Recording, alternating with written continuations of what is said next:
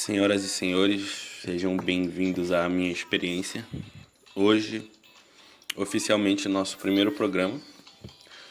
Antes de começar, e já começar, eu queria avisar vocês o seguinte: o Field Experience vai ao ar agora, sempre às quartas, às 8 da noite, tá bom? Não esse, óbvio, porque vai ser lançado provavelmente no final de semana, mas o segundo em diante a gente vai adotar então esse horário, certo? Sem muito mais delongas, eu queria hoje começar falando de uma notícia muito boa que eu recebi recentemente a respeito da volta do Dr. Jordan Peterson às atividades. Para quem não conhece o cara, se você esteve dentro de uma caverna nos últimos, sei lá, 5 anos e não acessou a internet, Dr. Jordan Peterson é um psicólogo clínico e pesquisador da Universidade de Toronto, se eu não me engano, no Canadá. Ele também é canadense e tem um trabalho incrível voltado principalmente para a juventude, para os homens jovens da nossa era, né, que estão meio perdidos, em busca dos seus valores, dos seus objetivos, de motivo para viver. E ele tem 2 livros publicados. Um se chama Mapas de Significado, a Estrutura da Crença, numa tradução livre e minha mesmo, tá? O original é Maps of Meaning, The Structure of the Belief. E esse livro ele é mais acadêmico, mais voltado para o meio mesmo, é um livro denso. E o seu segundo livro é o 12 Regras para a Vida, um Antídoto para o Caos, publicado aqui no Brasil também. É um livro incrível, eu recomendo muito, tá bom? Para todos vocês. Quem não conhece o trabalho dele, vale a pena. Ele tem um canal no YouTube, se chama Jordan B. Peterson, onde ele posta cursos completos que ele dá na universidade, ele filma e posta no YouTube, tem palestras, entrevistas e etc. Ele ficou muito conhecido talvez em 2016 ou 2017, a minha memória está meio fraca agora para isso, quando ele se posicionou contra uma lei no Canadá que decidia como as pessoas deveriam tratar os transexuais. Não vou entrar aqui no mérito da questão, ele já falou bastante sobre isso e quem quiser conhecer o posicionamento do cara e saber o que é que ele fala, pode ir direto na fonte. Eu espero que vocês, eu sei que alguns aqui que escutam o Field Experience têm algum viés ideológico já, e eu espero que vocês não se deixem afetar somente por isso e permitam e deem ao cara, né, o benefício da dúvida. Vale muitíssimo a pena. E eu decidi começar falando do Dr. Jordan Peterson porque ele tem um trabalho muito interessante de análise psicológica, digamos assim, de grandes obras culturais pop. Ele tem uma série de ele tem uma série de vídeos de aulas, na verdade, né, onde ele analisa contos, filmes, na verdade, né, como o Pinóquio e o Rei Leão.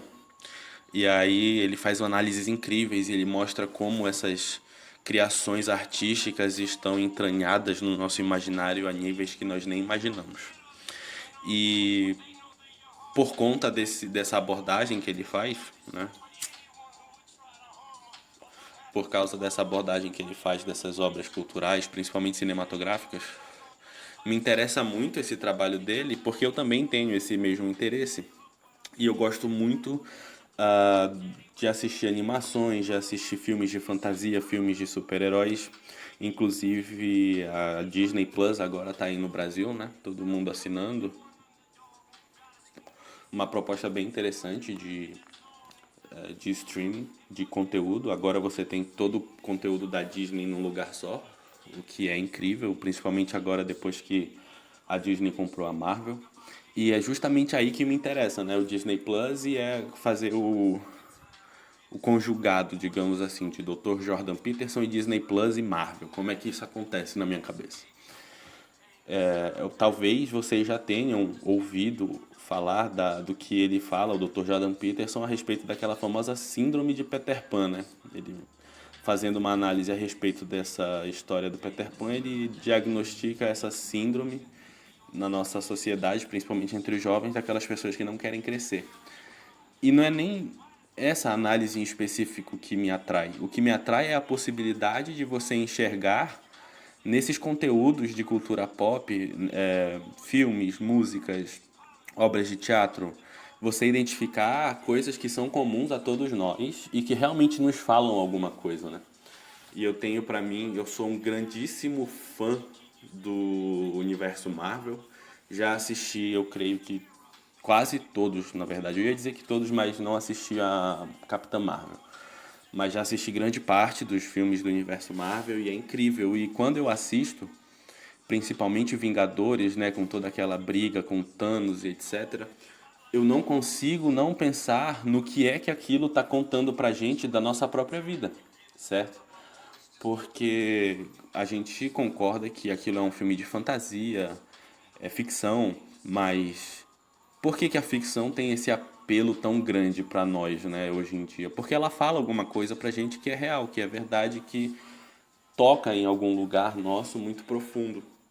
E eu particularmente vejo nos filmes da Marvel, principalmente quando o Thanos entra, eu vejo que o conflito que é relatado ali entre os Vingadores e esse genocida que acredita que a solução para tudo é você destruir metade da vida e assim você vai possibilitar um futuro melhor para outras vidas que virão.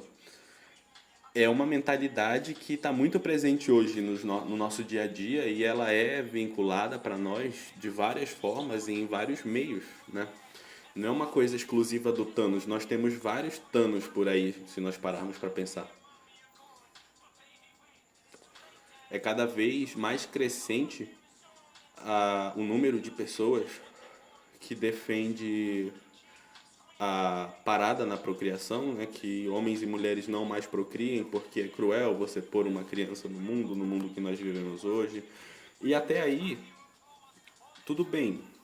À medida em que esse pensamento não desemboque no aborto, para mim particularmente como católico, até aí tudo bem, nós estamos falando, ainda é um problema, mas nós estamos falando de vidas que não existem, que não estão sendo postas em risco. Você está simplesmente colocando a sua barreira ali naquilo que seria o ciclo natural da vida, impedindo que aquilo aconteça.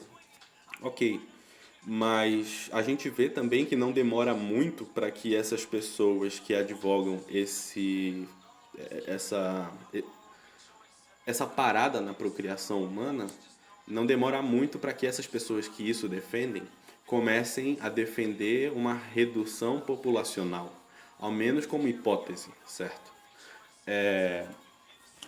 Eu vi essa semana eu tenho acompanhado alguns podcasts, trechos de podcasts, né, para tentar enriquecer a experiência que nós vamos ter aqui, que eu quero que nós tenhamos aqui no Field Experience. E tem um podcast que eu tenho acompanhado bastante, que eu acho que vocês também devem conhecer, o Flow Podcast. Eles entrevistam muita gente interessante, muita gente famosa na internet, muita gente influente.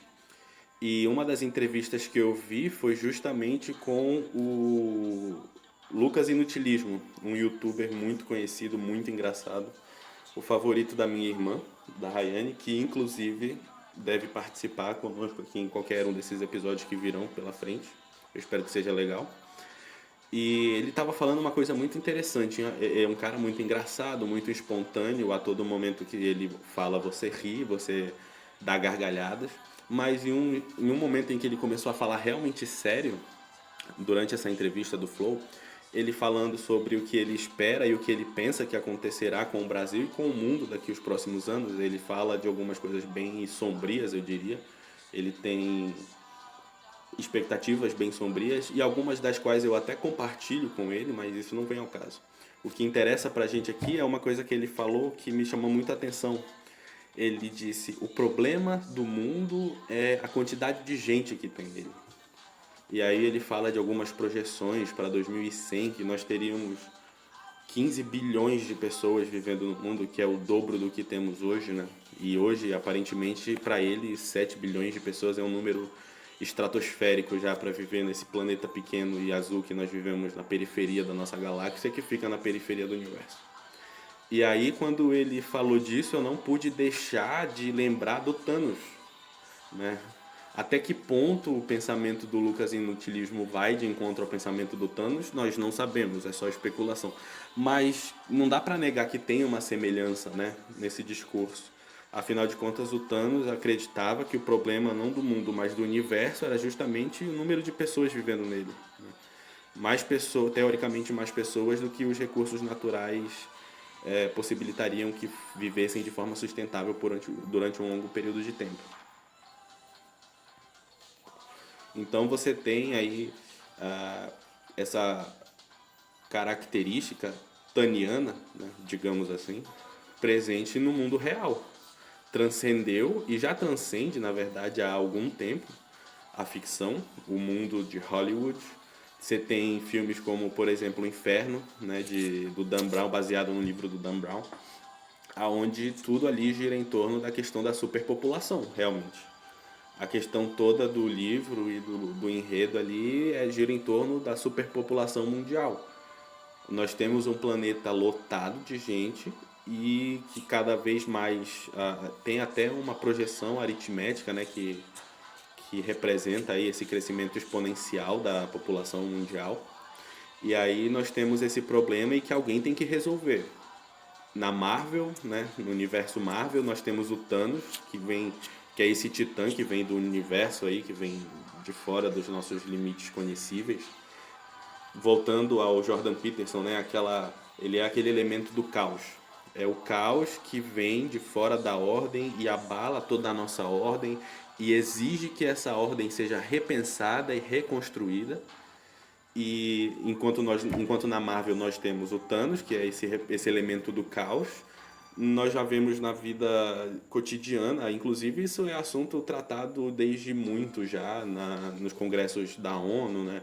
A própria OMS tem um grande debate a respeito da superpopulação mundial. Nós temos políticas globais incentivadas pela ONU e pelos seus órgãos, políticas de anticoncepção, né, principalmente na África, é uma coisa até bem polêmica. Eles querem evitar que aquele povo daquele continente pobre e miserável se reproduza. Mas também nós vemos isso muito fortemente aqui na América Latina, no Brasil inclusive. Quem nunca leu o relatório Kissinger, né, que é um relatório de inteligência do Congresso americano que foi tornado público nos anos 90, o documento em si é dos anos 70, se eu não me engano, e aonde fica muito claro ali, nós temos um grupinho de governos de primeiro mundo que decidem que precisam implementar em países miseráveis, em países de terceiro mundo, políticas pró-aborto e outras políticas anticoncepcionais visando justamente essa redução da população mundial futuramente. E a desculpa que eles dão é justamente a desculpa do Thanos.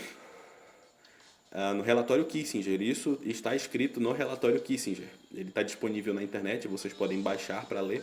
Eles dizem o seguinte: esses países, a população desses países de terceiro mundo subdesenvolvidos não estão prontas para explorar os seus próprios recursos naturais, né?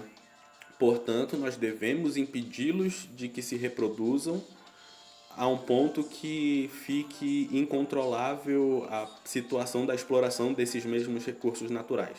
Eles basicamente dizem: não vamos deixar que esses países explorem seus recursos porque eles não sabem como, vai ser desastroso, e quem tem que ter o poder desses recursos naturais somos nós, países de primeiro mundo, altamente industrializados, que precisamos desses recursos de uma forma mais vital. Isso é o próprio Thanos falando e é uma coisa que está num documento oficial da Casa Branca. Entende? Nós temos muitos Thanos andando por aí em torno da gente.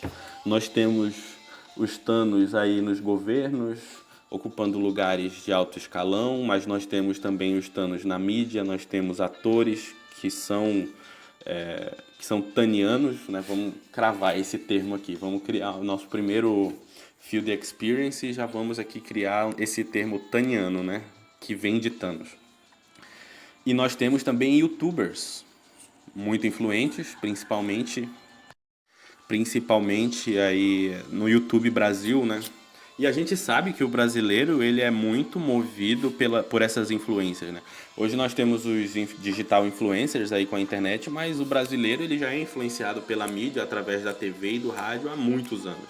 Não é nenhuma novidade pra gente. E aí nós temos, inclusive na TV também nós temos esses Thanos, né? De vez em quando aparece um ou outro aí advogando essa agenda de redução da população mundial. Claro que graças ao bom Deus até agora ninguém apareceu, pelo menos ninguém teve culhão para dizer assim com todas as palavras nesse meio conhecido para falar a respeito de extermínio, né? A gente sabe que ninguém fala disso abertamente, mas eles falam de reduzir a população gradativamente, aí controlando a reprodução humana. E é realmente uma coisa assim que dá o que pensar, né, cara? Nós temos muitos Thanos andando por aí. Thanos ele é realmente um elemento presente na nossa cultura e ele é realmente um elemento relevante na nossa cultura. Mais do que presente, ele é um elemento relevante. E como que a gente lida, né? De repente você se vê assim num mundo cheio, rodeado de Thanos, se vendo numa posição onde aparentemente não tem nenhum Vingador para nos salvar. Cadê o Homem de Ferro? Meu Deus. Eu fico também pensando a respeito de como esses YouTubers, né? O fenômeno YouTuber no Brasil é uma coisa muito louca. No mundo, na verdade, mas vamos falar de Brasil, né? Porque é onde a gente vive, esse pequeno pedaço de terra abençoado por Deus na América Latina que deve muito à cultura ibérica. Nós temos aqui no Brasil, como eu já disse, essa cultura. A gente é um país muito televisionado, desde sempre. O Brasil foi um dos primeiros países a receber a tecnologia da TV, se eu não estou muito enganado, com o Chateaubriand lá em São Paulo, ainda nos anos 50, né, que foi quando foi realmente inventada essa tecnologia, chegou rápido aqui no Brasil. Chateaubriand trouxe para o Brasil, para São Paulo, e ele sabia que aquilo ia ser revolucionário, se virou para fazer a coisa toda e aconteceu. Aconteceu e eu acho até que superou as expectativas dele. E aí o Brasil se tornou essa potência mundial da TV, muitíssimo televisionados nós somos. Primeiro nós começamos com essa questão musical, né, os especiais da Record e etc. Logo evoluímos para os programas de auditório e para a opinião dos famosos, fofocas e etc. O brasileiro ele dá muita importância, ele dá muita relevância para aquilo que é dito na TV. E aí com o boom da internet, né, depois de 2010, por ali, que foi quando a coisa realmente popularizou, principalmente no YouTube, a gente vê que houve uma mudança, mas foi uma única questão de migrar. Os caras migraram da TV para a internet, principalmente os jovens, né? Que a TV até hoje você tem lá o teu vovozinho, a tua vovozinha que vê jornal, que ouve Boa Noite do William Bonner toda noite, que assiste a novelinha dele, acompanha lá e etc. Esses caras ainda continuam, a TV ainda tem uma força muito grande no nosso país, mas a internet veio para mudar tudo realmente, para bater ali pau a pau com os caras. A disputa ela é pau a pau e não tem muita conversa e a TV até começou a perder um pouco de espaço. Só que o papel de influenciador da mídia influenciadora, né, ele não mudou muito. Mudaram as ferramentas de alcance, mudaram as formas de você alcançar o seu público dentro daquela ferramenta, né, com as abordagens, o marketing, a monetização dos vídeos que veio e mudou o paradigma de propaganda. E a gente acabou criando uma elite de YouTubers que são realmente muito influenciadores. Eles realmente têm relevância e peso e influenciam o pensamento das pessoas, os costumes, os gostos, as modas principalmente. A gente tem o Felipe Neto, que criou, eu estava até conversando isso com um colega que vai ouvir esse podcast, um abraço para o Gabriel. Tava até conversando com ele que, porra, você pode falar o que quiser do Felipe Neto. O cara é um babaca? Ele é um babaca. Ele é um otário? Ele é um otário. Mas ele criou um império. E isso ninguém tira dele. O cara tem um império na internet. Ele criou um império no YouTube. Você tem aí o Whindersson Nunes, que é o maior youtuber brasileiro, e beleza, ninguém discute isso.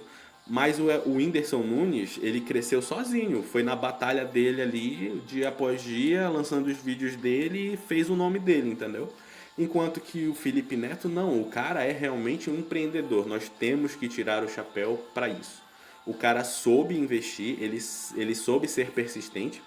Eu já assisti o especial dele da Netflix, aquele monólogo, acho que é um stand-up.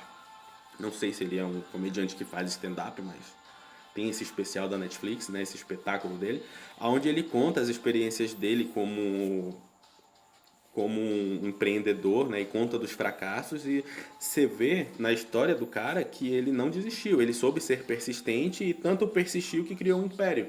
Ele criou a network que gerenciava os maiores canais do YouTube, alguns anos atrás, não sei ainda se ele é o dono, porque ele pode ter vendido, ele é um cara do business. Mas ainda assim ele criou essa network, ele levantou o canal do irmão dele, que é um puta canal, levantou o canal do Bruno, que anda com ele e tal, ele fez a galera dele, ele criou a comunidade dele. Melhor do que criar a comunidade dele entre os ouvintes, entre os espectadores que ele tem, né, no YouTube, ele criou uma comunidade entre os criadores de conteúdo. E querendo ou não, ao fazer isso, ele acabou que todos esses criadores de conteúdo e todo o conteúdo por eles produzido tá ali debaixo da tutela do Felipe Neto. Então o Felipe Neto ele é o grande nome do YouTube no Brasil, ele criou esse império, ele é muito influente. Da mesma forma como ele é muito influente, nós temos o Lucas Inutilismo, que também é muito influente. Nós temos o Michael Kister, que eu sou um grande fã do Michael Kister e cresce todo dia o canal do cara. Tá crescendo aí, tipo, muito rapidamente. E o Michael Kister é até um ponto fora da curva, se você parar para pensar, se vocês pararem para pensar, porque ele tá ficando mainstream, eu acho que ele já tá ficando mainstream agora, né? Mas ele vem de um background totalmente diferente de Felipe Neto, de Castanhari e dessa galera do YouTube 2010. Ele vem de um background de underground mesmo, né? Ele veio com aqueles vídeos estranhos do Facebook, começou a cativar a galera de um jeito meio maluco. Ninguém sabia o que aquele cara estava fazendo, quem era Michael Kister, se ele era realmente aquele maluco dos vídeos, ou se era todo um personagem, ou se o cara é esquizofrênico, falam muito disso. Mas o cara soube criar o espaço dele. Então nós temos aí, como eu dizia, essa elite do YouTube que é muito influente. Nós temos alguns Thanos, inclusive, no meio deles, né? Mas o fato é que todos eles são muito influentes. Eles têm um poder de opinião e de mudar as opiniões hoje em dia que é absurdo e que só é possível isso com a internet. A internet, ela tornou popular a possibilidade de você ser um influenciador. Eu lembro agora, a internet, ela democratizou tanto isso que a gente teve aquele exemplo, né, da prova alguns anos atrás, do cara citando a pensadora contemporânea Valesca Popozuda. Olha que bizarro isso. Parece meme, a gente talvez até seja meme, mas isso é um indicativo desse poder que a internet dá para as pessoas, né? E o que é que esses caras fazem com a influência deles? Será que vocês já pararam para pensar nisso? Eu penso muito nisso. Eu penso bastante sobre isso. Eu penso a respeito de como eles me influenciam. Porque, claro, influenciam. Não existe essa de que eu sou diferentão, eu estou blindado e eu penso com a minha própria cabeça e ninguém me influencia. Não existe isso. Você é influenciado por tudo. Você é influenciado pela música que você ouve, você é influenciado pelos aparelhos, pelas marcas que você usa. Tudo isso influencia você o tempo inteiro. E esses caras influenciam a gente e a gente não percebe. A maioria das vezes a gente não percebe. Eles estão influenciando a forma como nós pensamos a respeito de determinados temas. Eles determinam e influenciam a forma que os debates têm, né? E a forma que esses debates têm tido de uns anos para cá. Então é um poder de influência muito grande. E o que é feito com essa influência? Quanto dessa influência realmente é utilizado para construir algo e para beneficiar, né? O brasileiro ele tem uma mentalidade de que é o sucesso a qualquer custo. A gente vê isso inclusive no meio empresarial, né? O sucesso a qualquer custo.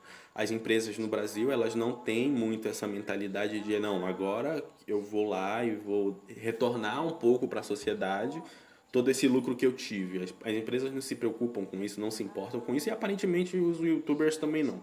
Os influencers em geral, né? Eu falo do YouTube porque eu uso bastante YouTube, não tenho Instagram, não tenho Twitter. Quer dizer, tenho Twitter, mas uso bem pouco. Então, o YouTube é a rede onde eu mais estou. e eu frequento muito aquilo, vejo muitos canais, acompanho alguns quase que diariamente na medida do possível. E não dá para você fugir dessa influência. Mesmo que você. Agora nós alcançamos um nível que a coisa tá tanta assim que. Mesmo que você não frequente o YouTube, você já não consegue escapar da influência dos YouTubers.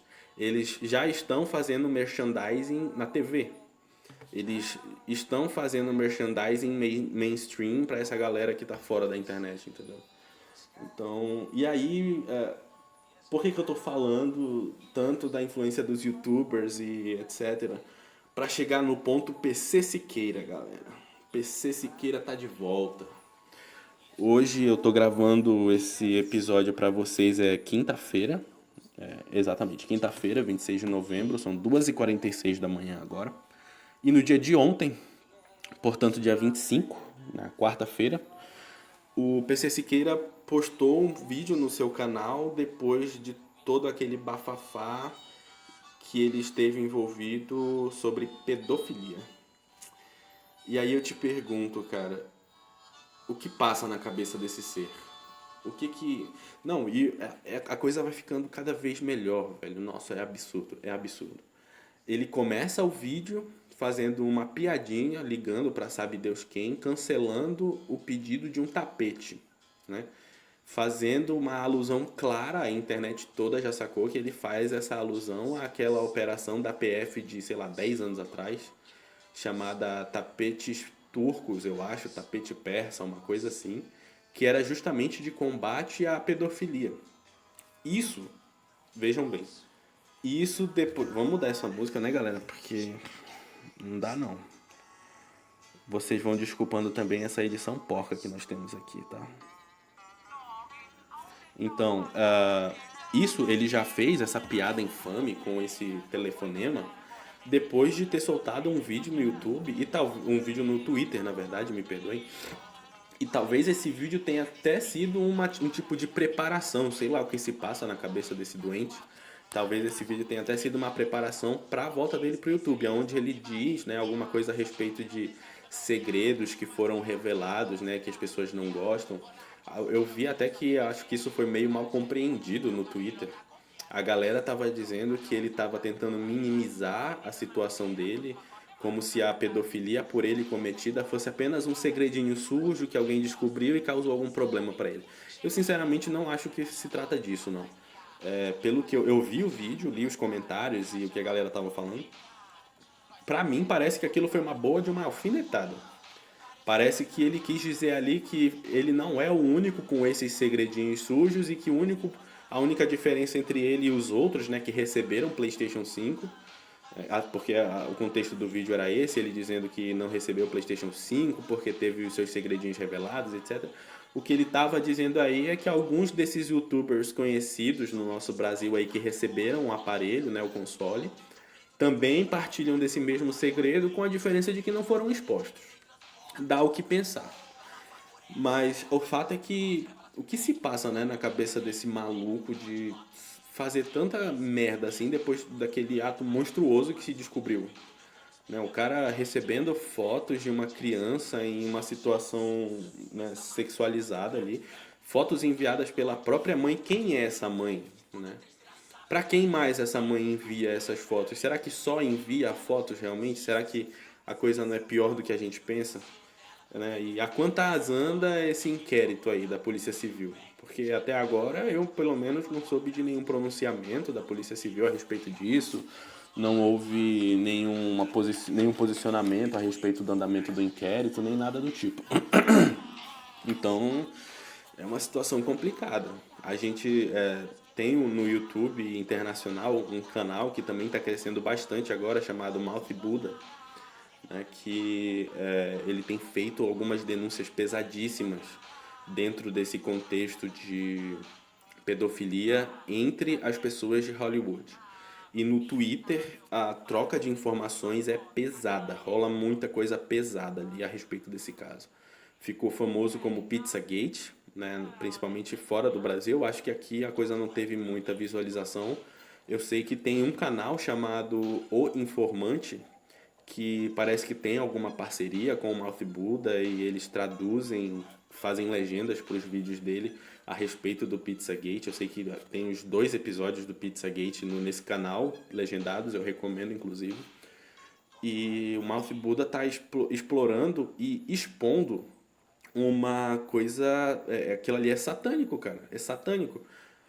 Os caras, eles abusam de crianças em Hollywood, na indústria do cinema, né? E aqueles popstars e a galera que faz e acontece, eles têm um fetiche muito estranho e quase religioso por pedofilia, por práticas sexuais envolvendo crianças. Que porra é essa, cara? Que degeneração é essa que está tomando conta das classes falantes, né? Do nosso país e do nosso mundo? Que porra é essa? É uma situação muito preocupante. E aí você vê que essas coisas estão estourando de todos os lados, né? Você tem o Mouth Buddha aí fazendo esse exposed no hemisfério norte, aí englobando a América do Norte e Europa, né? Porque é a galera que circula nesses meios. E aqui no Brasil você tem exposed de músicos, de bandas famosas, de youtubers. A gente sabe, a galera sabe, falem sério comigo, vocês sabem, vocês desconfiam. Não é só o PC Siqueira, tem mais coisa aí, tem mais gente aí envolvida, entendeu? Esses caras, eles não andam sozinhos, eles estão sempre em grupo, um passando pano pro outro, um ajudando o outro a disfarçar. Meu amigo, a Huawei já sabia. Tem aquele vídeo icônico do Huawei de 10 anos atrás, 9 anos atrás, sei lá, falando pro PC Siqueira que ele tava ligado, que o PC Siqueira gosta de criança, que ele faz videozinho, programazinho aí abraçando cachorro porque não pode abraçar criança. Que porra é essa, cara? Quantas pessoas dentro desse meio será que já não sabem, né? E a gente fica aqui só especulando, porque vai fazer o quê? Não tem muito o que falar. Realmente o negócio parece uma história de terror. Lá fora e aqui tudo acontecendo. Inclusive eu estava conversando com uma outra pessoa, acho que com a minha irmã, que namora um americano. Inclusive eu vou trazer ela aqui para falar pra gente um pouco sobre isso, como é, né, que esse negócio de web namoro e namorar gringo, esse choque e a troca de culturas deve ser uma coisa bem interessante.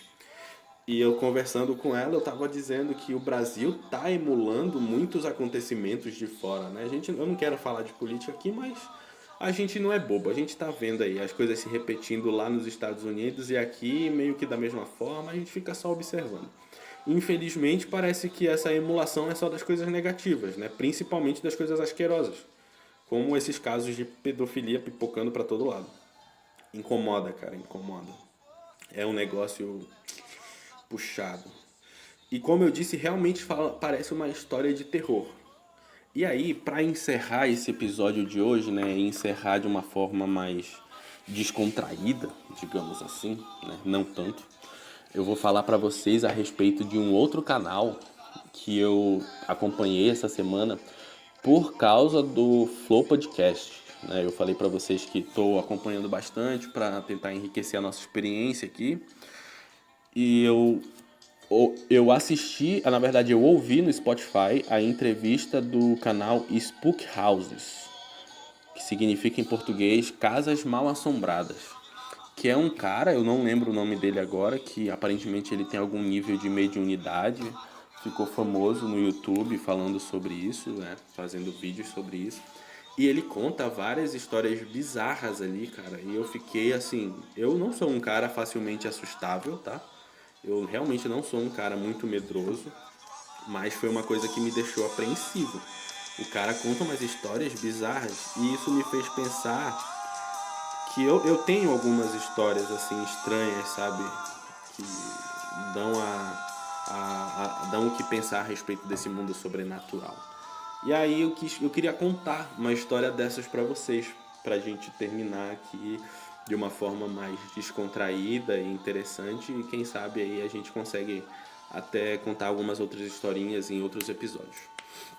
Eu não preparei nenhuma história em específico, mas lembrando agora de cabeça eu posso contar pra vocês aqui, olha. A minha mãe,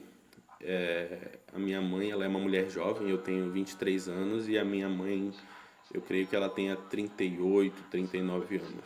Ela me teve quando tinha 15, então ela é bem jovem. E ela é mãe de santo. Minha mãe é do candomblé mesmo. Ela frequenta um terreiro lá em São Paulo, bem tradicional, bem frequentado, com algumas personalidades da música aí que sempre que podem vão até lá. E aí eu passei uma temporada na casa da minha mãe em 2017. Entre 2017 e 2018 eu estive lá durante um tempo com ela. Ela mora em São Paulo, né, como eu acho que eu já disse. Eu tenho outras duas irmãs que moram com ela também. E é aquela coisa, né, cara? Você tá morando ali junto com a pessoa que tá lá em contato com os caras direto e vendo coisa direto e fazendo coisa direto. É pesado. Então, numa dessas, eu tava dormindo, deitado na minha cama. Devia ser por volta das 5, 6 da manhã, já tava amanhecendo. E eu sou um cara muito notívago, pra vocês terem noção, né? Agora vai dar 3 horas da manhã e eu tô aqui gravando pra vocês, falando sozinho. E aí eu deitei, estava deitado já na minha cama, prestes a pegar no sono, naquele estágio que você tá meio consciente, meio inconsciente. E eu tive um incômodo muito grande, parecia que tinha alguém passando na minha frente, sabe? Quando você tá de olhos fechados, mas você vê que tem alguma coisa, algum obstáculo se movendo ali na luz à sua frente que tapa a luz hora ou outra. Eu tive essa impressão. E quando eu abri os olhos, cara, eu tive uma visão aterradora. Meu pai morreu quando eu tinha 15 anos, em 2012. E isso aconteceu, acho que em 2018, final de... Não, foi em 2017 mesmo. E eu vi... Meu pai tava ali na minha frente, cara, parado, me olhando dormir. E eu tava sozinho no quarto. E eu não conseguia me mexer. Eu não conseguia me mexer. Na real, o que aconteceu, eu vou contar a história completa pra vocês. Versão sem cortes. Quando eu me dei conta desse incômodo de alguma coisa passando pra cá e pra lá, e abri os olhos, eu dormia numa beliche, né? Porque dividi o quarto com as minhas irmãs, e eu tava na cama de cima da beliche. E exatamente de frente pra mim, eu dormi virado pra parede oposta, né? Do lado oposto. De frente pra mim tinha uma espécie de janelinha por onde eu conseguia ver a sala e uma parte da cozinha, isso num apartamento em São Paulo. E aí eu abri os olhos e eu vi uma mulher muito bonita, uma morena, de cabelos escuros, lábios grossos, olhos, eu acho que os olhos dela eram verdes. E ela era muito bonita e eu tinha a impressão de que ela estava flutuando ali em cima, sabe, flutuando no chão, ela não tocava no chão. Ela estava de alguma forma pairando no ar. E tinha uma névoa, eu lembro de ter sentido essa névoa, ter visto essa névoa no quarto, né? Minha visão meio turva, talvez porque eu tenha ali acordado de um sono, de um estado de quase sono. E ela olhava pra mim e dizia pra mim, dentro da minha cabeça eu escutava a voz dessa mulher dizendo: vem, ele quer falar alguma coisa pra você, ele quer te dizer algo. E eu fiquei curiosíssimo, né? Então, mas ali deitado e não eu quis ir e no momento em que eu tive esse impulso de eu quero ir, foi como se eu realmente tivesse ido, ainda deitado, mas a minha vontade se manifestou, né, positivamente para aquele convite e foi como se fosse um aceitamento. Eu tenho a impressão de que aquela mulher aceitou aquilo como um sinal de que eu aceitei a proposta dela. E aí que eu vi, cara, meu pai parado em pé na minha frente, olhando pra mim, só que ele não falava nada e foi uma experiência que o meu pai morreu de uma forma trágica. Eu acho que eu posso falar isso aqui pra vocês porque todos os que vão escutar esse podcast são meus amigos e me conhecem, alguns até me conhecem dessa época, desse acontecimento trágico. Meu pai foi assassinado na minha frente com um tiro de 12 no abdômen. Ele não morreu na hora, mas foi na minha frente que tudo aconteceu. Ele foi internado e ele foi alvejado na madrugada de sexta para sábado, morreu no domingo ao meio-dia. E é uma cena que não é fácil para ninguém. Imaginem só, você aos 15 anos ver, assistir seu pai ser alvejado de uma forma tão brutal na sua frente e sem poder fazer nada. Então, quando eu tive aquela visão, foi uma coisa que mexeu muito comigo, me deixou muito perplexo, né? E me marcou, cara. Foi uma experiência absurda que eu tive, uma das mais intensas, eu diria. E depois, conversando com a minha mãe, eu contei a história pra ela e descrevi a tal mulher, né, que falava comigo e dizia que meu pai queria me dizer algo. E ela olhou pra mim e falou: "Ah, essa daí é a minha pombagira". Como alguém que fala assim: "Ah, eu comprei um carro ontem".